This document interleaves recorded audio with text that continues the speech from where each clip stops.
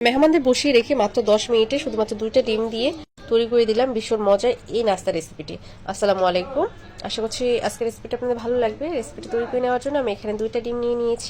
চাইলে ডিমের পরিমাণটা বাড়িয়ে নিতে পারেন, সেক্ষেত্রে নাস্তার পরিমাণটাও বেশি হবে। আমি 2টা ডিম নিয়েছি। ডিমটা আগে থেকে খুব ভালোভাবে সিদ্ধ করে নিয়ে তারপর খোসাটা ছাড়িয়ে এবার গ্রেটারের সাহায্যে গ্রেট করে নিচ্ছি।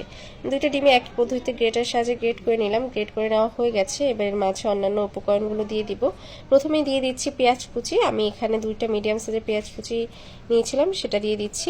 এরপর দিয়ে দিচ্ছি 2টা কাঁচামরিচ কুচি, তবে ঝালটা আপনাদের পছন্দ অনুযায়ী দিয়ে নেবেন। একদম সামান্য পরিমাণ মরিচের গুঁড়া, সামান্য পরিমাণ হলুদের গুঁড়া দিয়েছি শুধুমাত্র সুন্দর একটা কালারের জন্য।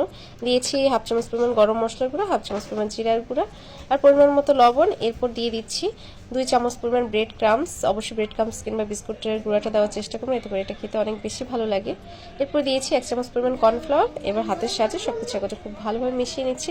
আর মিশিয়ে নেওয়ার এই পর্যায়ে দিয়ে দিচ্ছি ম্যাগি মশলা। এটা দিলে এর স্বাদটা অনেক বেশি ভালো আসে। এবার আবার সবকিছু হাতের সাহায্যে খুব ভালোভাবে মিশিয়ে নিয়েছি। সবকিছু একত্রে খুব ভালোভাবে মিশিয়ে নেওয়া হয়ে গেলে এটাকে একটা সাইডে রেখে আমি এখানে আরেকটা পাত্র নিয়ে নিয়েছি। তাতে নিয়ে নিয়েছি 1/4 কাপ পরিমাণ আটা, আর দিয়েছি সামান্য পরিমাণ মরিচের গুঁড়া, সামান্য পরিমাণ লবণ। এবার এটা দিয়ে একটা পাতলা বেটার তৈরি করে নেব। তার জন্য কিছুটা পরিমাণ পানি দিয়ে একটা কাঁটা চামচের সাহায্যে একটু মিশিয়ে নিচ্ছি। এরপর একটা পাতলা বেটার তৈরি করে নিচ্ছি। ঠিক এরকম ঘনত্বে একটা বেটার তৈরি করে নেব। বেটারটা তৈরি করে নেওয়া হয়ে গেলে এটাকে একটা সাইডে রেখে দিয়েছি। আর এখানে নিয়েছি কিছুটা পরিমাণ ব্রেড ক্রাম্বস। আমি এখানে ব্রেড ক্রাম্বসটা নিয়েছি, চাইলে বিস্কুটের গুঁড়োও নিতে পারেন। এবার এটাকে একটা সাইডে রেখে আগে থেকে যে ডিমের মিশ্রণটা রেডি করে রেখেছিলাম সেটা হাতের সাহায্যে নিয়ে এরকম গোলাকার শেপ দিয়ে নাস্তাগুলো তৈরি করে নিচ্ছি। আমি এইভাবে নাস্তাগুলো তৈরি করে নিচ্ছি, মানে এই শেপ দিয়ে। আপনার চাইলে অন্য যে কোনো শেপে এই নাস্তাটা তৈরি করে নিতে পারেন। এই একই পদ্ধতিতে আমি সমস্ত নাস্তাগুলো আগে তৈরি করে নিব, তারপরে ব্রেড ক্রাম্বসে গড়িয়ে নিব কোট করে। সমস্ত নাস্তাগুলো তৈরি হয়ে গেছে। এবার এটাকে গড়িয়ে নিচ্ছি। প্রথমে আমি পাতলা যে ব্যাটারটা তৈরি করেছিলাম তার মাঝে একটু ডুবিয়ে নিয়ে ব্রেড ক্রাম্বসের মাঝে একটু গড়িয়ে নিচ্ছি। ঠিক এইভাবে আমি সমস্ত নাস্তাগুলো কোট করে নেব। কোট করে নেওয়া হয়ে গেলে আপনার চাইলে এই নাস্তাগুলো ফ্রোজেন করেও রেখে দিতে পারবেন।